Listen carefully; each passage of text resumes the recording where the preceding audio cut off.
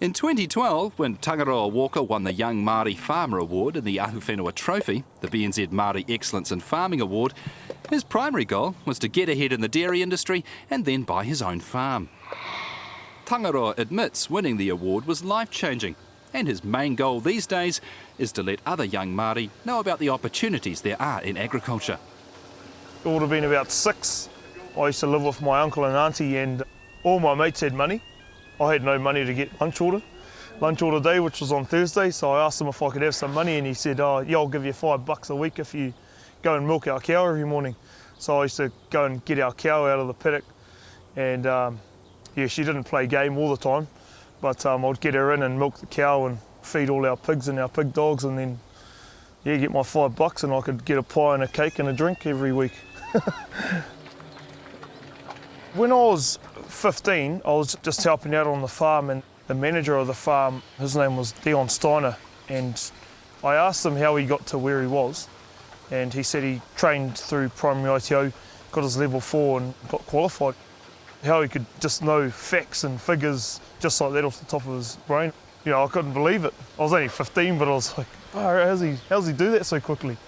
And yeah, he's obviously exposed me to primary ITO. I ended up going into a gateway course at Tauranga Boys College.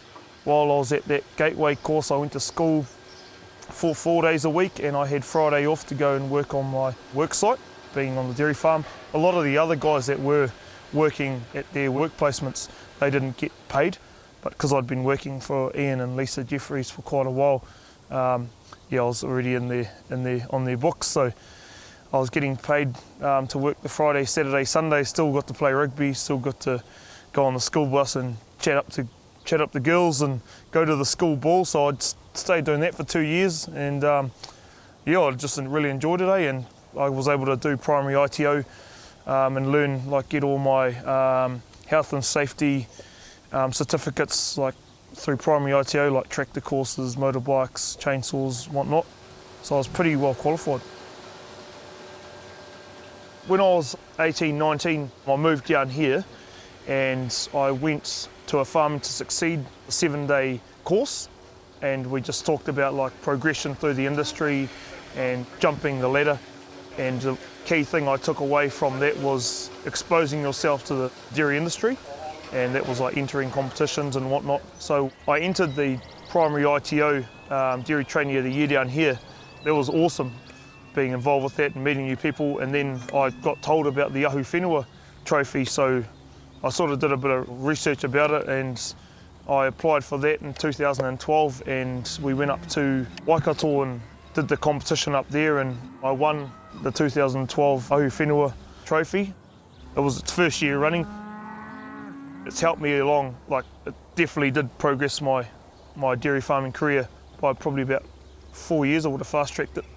Yeah, so I was 2IC manager at that stage, and I won it, and then came back to the dairy farm, and just so happened that the contract milker that I was working for at the time was leaving his position, and I asked him if he thought I'd be able to take over his role. I was only 21, yeah, and I was working for an equity partnership at the time as well, at Toa Farms, and they offered me the contract milking job. Yeah, so I sort of just jumped straight into it. I'm working for My Farm. They're an investment company, so they own multiple farms with multiple investors from around the world. They're sort of the middleman between the management of the dairy farm itself, so they do all the reporting, accounts, and send back all that information back to the shareholders, just like investing in the share market, I suppose. It's really good, good for people like myself. I'm used to working with the farm owner, but with regular monthly meetings, it just keeps everything on track. We're milking 500 cows. We are a self-contained unit. We've got a 180 hectare dairy platform with a 40 hectare support block. Sent off to grazing at 100 kilos, and they come back 2 to 3 months before mating. Aiming to hit 230,000 milk solids this year, so sort of roughly around, I don't know, 380, 420 per cow. Seems to be the colder the area or the colder the temperatures, the better the grass growth. So yeah, I want to go home for the sun and the surf, but there's so many flies and eczema up there, so I'll just stay down here.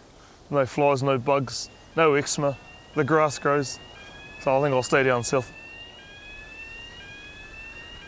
To be honest, like I've always been a goal-driven person, but I'm just taking opportunities as they come. I've always been set and sort of disappoint myself because I haven't achieved or things just haven't happened, but like with my partner and I opening this gym and just speaking to the youth of today, I get a good buzz out of it. It's awesome, mate, helping young people, so I'm happy at the moment just working on this farm and getting our gym cranking, and I'll just see what happens in the future. What's that? This is a venture that my partner Courtney and I have started, the Barracks functional fitness gym in Invercargill. Tomorrow for the skill, we've got our back squat. We've grown from the 15, 20 rugby players now, there's only like 3 of them left, and we've got built up to about 75 members in our gym, and yeah, it's really good for me to work on the farm and get off farm and come in and see what else is going on in the world. Let's go 2 sets of 3. Let's go. Courtney's trying to make it to Oceanias, so she's training 2 to 3 hours a day. She's our main coach at the Barracks, and we've got 2 other coaches that help us out just because it's pretty hands-on, 3-hour classes a day.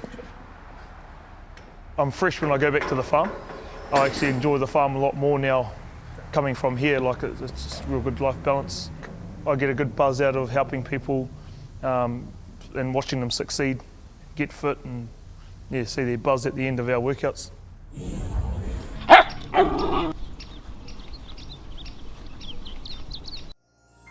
This program was made with funding from New Zealand On Air.